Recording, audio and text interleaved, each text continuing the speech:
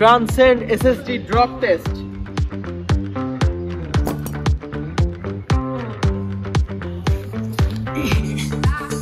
Actually অত উচ্চ থেকে ফেলি নাই, we are joking, but এটা US military drop tested, so প্যারা নাই।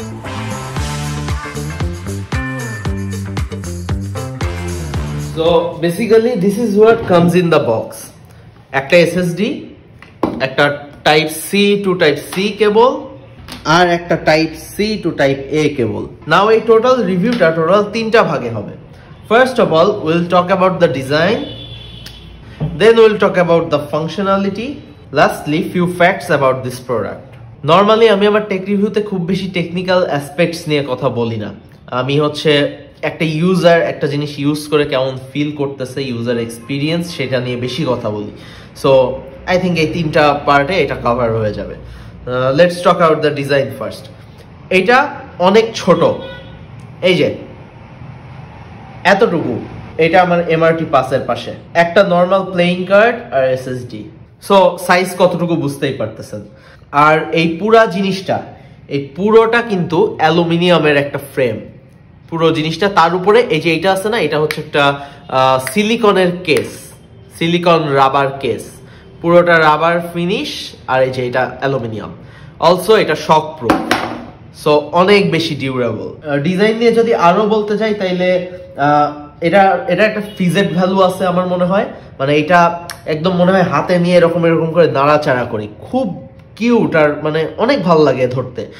এমন একটা গ্যাজেট যেটা আপনার মনে হবে যে আপনার বাসায় থাকলে ভালো হইতো। That's all about design. I think আমি এটা রেটিং করব 9 out of 10। সো এবার এটার ফাংশনালিটি নিয়ে কথা বলা যাক। এটা যেহেতু পুরোটা রাবার দিয়ে কোটিং করা, আমি ভাবছিলাম যে অনেক গরম হবে, বাট আমি সরাসরি এটার মধ্যে 4K ভিডিও ফুটেজ রেখে আমার এই main editing machine MacBook M1 Pro 2020 সালের মডেল, এটাতে এডিট করছি। এটা একটুও গরম হয় নাই।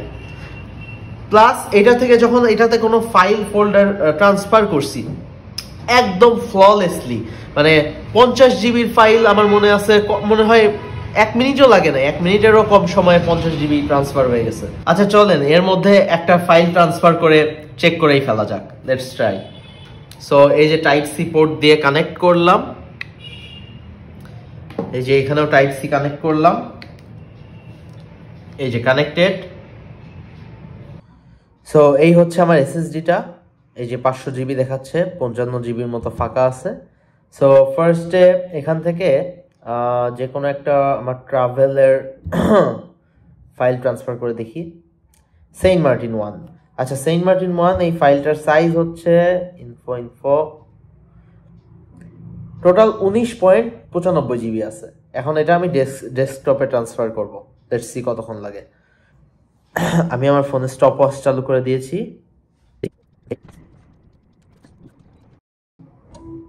ডান। এটা কিন্তু 1 বছর ইউজ করছি আমি, সো 1 বছর পরে, আর এই ম্যাকবুকটাও প্রায় 2 বছর পুরনো। সো এই 1 বছর 2 বছর পরে এইটা হচ্ছে এটার বর্তমান condition, and I am totally satisfied with it.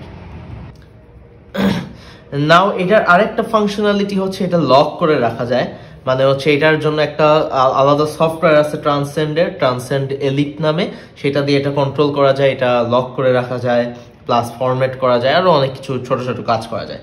But এটা একটা ড্রব্যাক, এই সফটওয়্যারটা অনেক বাগি, অনেক প্রবলেমেটিক। ইউজার ইন্টারফেস যেটা, এটা হচ্ছে মানে একদমই বাজে ডিজাইন, ভালো লাগেনি সফটওয়্যারটা। সো এটা আমি তেমন ইউজ করি না, এটা লক করার প্রয়োজন পড়ে না আমার খুব একটা। সো ফাংশনালিটির দিক দিয়ে আমি এটাকে দিব 7 out of 10। এখন লাস্টলি কিছু ফ্যাক্টস। সো ফার্স্ট ফ্যাক্ট হচ্ছে বেটার দ্যান আদার্স, মানে হচ্ছে বাজারে তো অন্যান্য এসএসডিও আছে, লাইক স্যামসাং এর T5, T7, স্যান্ডিস্কের এক্সট্রিম সিরিজ, আরো অন্যান্য স্যান্ডিস্কের গুলা, মানে ইউটিউবাররা যেগুলো ইউজ করতেছে। তারপরে হচ্ছে আপনি যদি নর্মাল একটা এসএসডি কিনে আপনি এনক্লোজার ইউজ করেন, তাইলেও কিন্তু অনেক ফাস্ট রিড রাইট স্পিড পাচ্ছেন। বাট স্টিল আমি এটা প্রেফার করতেছি কেন? ফার্স্ট রিজন হচ্ছে এটার পোর্টেবিলিটি, মানে এটা অনেক ছোটখাটো আর অনেক কম্প্যাক্ট, প্লাস ফোনের সাথেও খুব স্মুথলি কাজ করতেছে, আবার ল্যাপটপের সাথেও খুব স্মুথলি কাজ করতেছে। সো 100 মানে একটা রিলায়েবল সলিউশন, যেটা আপনি একটা এনক্লোজার দিয়ে নর্মাল এসএসডি থেকে পাবেন না। সেকেন্ড কথা হচ্ছে স্যামসাং স্যানডিস্ক এগুলা থেকে কেন বেটার, কারণ প্রাইস। আপনি স্যানডিস্কের এই সেম লেভেলের আউটপুট পাইতে আপনি স্যানডিস্কে অনেক খরচ করতে হবে, প্লাস স্যামসাং এর গুলাও কিন্তু দাম অনেক বেশি, স্পেশালি বাংলাদেশে কিন্তু ওইগুলা মানে দাম অনেক বেশি পড়ে যায়। সো ট্রান্সেন্ড বাংলাদেশে ওয়াইডলি অ্যাভেলেবল, এই জন্য আমার মনে হয় যে ট্রান্সেন্ড হচ্ছে সবচেয়ে সেফেস্ট অপশন বাংলাদেশিদের জন্য, তাই এটা বেটার দ্যান আদার্স। সেকেন্ড কথা হচ্ছে আপনি এটা যে কোনো টাইপ সি ফোনের সাথে খুব ইজিলি ব্যবহার করতে পারবেন, বাট আইফোন তো লাইটনিং প্রুফ। সো আইফোনে যদি এটা কানেক্ট করে ট্রান্সফার করতে চান তাইলে আবার এক্সটার্নাল একটা পাওয়ার ব্যাংক দিয়ে এটাকে পাওয়ার করে তারপর কানেক্ট করতে হবে। সেটা কিভাবে করতে হয় আমি একটা ভিডিওর লিঙ্ক দিয়ে দিব উপরে। ওকে, থার্ড ফ্যাক্ট হচ্ছে এটা উইন্ডোজেও কিন্তু খুবই ভালো কাজ করে, নট অনলি ম্যাক।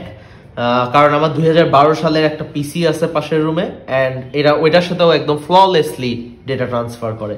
সো সেই ফাইনাল ফ্যাক্ট, এটা কিন্তু মোটেই ওয়াটারপ্রুফ না, এটা হচ্ছে শক প্রুফ, ডাস্ট প্রুফ, রাগেডাইজড, কিন্তু ওয়াটারপ্রুফ না। সো পানিতে ফেলবেন না। টুকটাক বৃষ্টির পানিটা নিয়ে লাগছে এর আগে আমার থেকে, বাট প্যারা হয় নাই, কিন্তু পানিতে ফেলবেন না। সো ওভারঅল আমি এটাকে 10-এর মধ্যে কত দিব? 7 out of 10। সো আজকের ভিডিও এই পর্যন্তই, পরে আবার দেখা হবে।